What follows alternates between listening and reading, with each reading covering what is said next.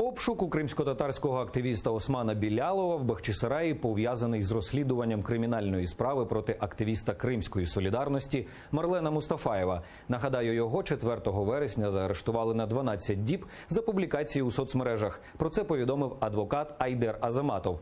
Осман Білялов теж активіст Кримської солідарності. Минулого року окупаційна влада вже штрафувала Османа на 10 та 150 тисяч рублів за публікації у соцмережах. На момент обшуку самого чоловіка вдома не було. Проте силовиків це не зупинило. Вони затримали батька активіста та кількох кримців, які фільмували зухвалий обшук. Де перебуває сам Осман, досі достеменно невідомо. Подробиці інциденту далі у сюжеті.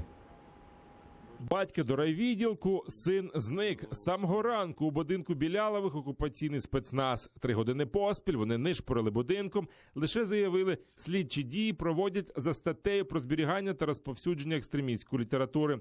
Шукали і самого Османа Білялова, активіста Кримської солідарності, але на той момент його вдома не було. Але силовиків це не зупинило. Після обшуку до Бахчисарайського поліційного відділку забрали батька Османа, Рішата Білялова.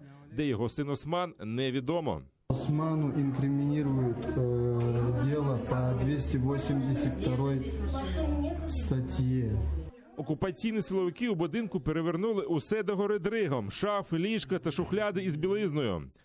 Все задвижки, комоды, коробки переворачивали, шифонеры, вот где открытые, и все распространили. До обійстя зійшлися сусіди, кримські татари, але їх туди не пустили. Біля ворот стояв КамАЗ Росгвардії із купою екіпірованих спецпризначенців, а поблизу легковик поліціянтів, які фотографували усіх присутніх та перевіряли у них документи. Просто нет спокойствия в домах мусульман, постоянное угнетение, постоянное притеснение, постоянные обыски, ищут не знаю что. То есть вот так. Сам по себе брат Осман вел простую жизнь и ведет кучу видеозаписей, кучу фотосъемок проводит. Видать, потом пытаются запугать, пытаются заломить наш народ. Но прекрасно знают, что Аллах Та'аля своих мусульман в беде не оставляет. Кримська солідарність повідомляла, що цілею окупантів, ймовірно, був саме Осман Білялов. Активіст організації, він активно допомагає сім'ям політв'язнів і опікується сім'єю свого брата Мемета, якого окупанти також незаконно тримають у СІЗО. Самого Османа ніхто з тих, хто прийшов підтримати родину, не бачив. Конкретно нам неизвестно, из-за чего этот обыск, что будут предъявлять, в чем обвинять. И даже мы не знаем, какого положения нашего брата сейчас. Мы видели только отца, мать, когда они выходили во двор. Самого Усманчика мы не видели. Мы опасаемся, что на данный момент он может быть похищен, или в отношении него могут быть применены меры физического воздействия незаконно. Вот. Поэтому это вызывает как минимум у нас настороженість, озабоченість і як у нас, так і у близьких родственників. Крім Османового батька, до райвідділку забрали ще 2 людей, які фільмували все, що відбувається на подвір'ї Білялових. Це стрімери Селім Тейфуков та Ільдар Умеров. Руки убери. Уважаемые, документы ваши. Какие документы? Їх обох також доправили до райвідділку поліцію Бахчисараї. Сфотографували та взяли відбитки пальців. Громадського захисника до затриманих не пустили.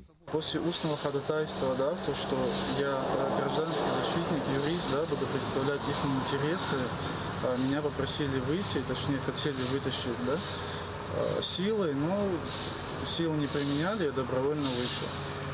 Згодом стало відомо, що усіх 3 затриманих відпустили. Начал спрашивать, кто организовал пикеты за солидарность.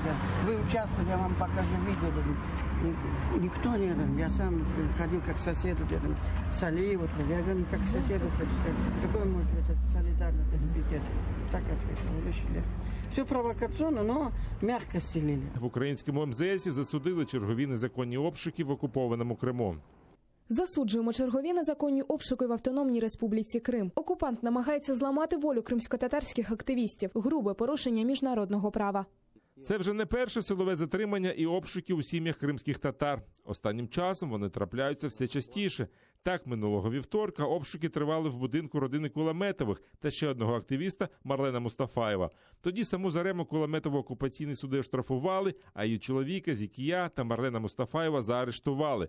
Термін тривання під вартою у них спливає цієї суботи та у наступний понеділок відповідно. Кримські татари такі дії окупаційної влади вже назвали завуальованою депортацією. Окупанти вже не соромляться переслідувати цілі родини кримських татар, при цьому не цураються будь-яких надуманих приводів. Наріман Алієв, Заман, АТР.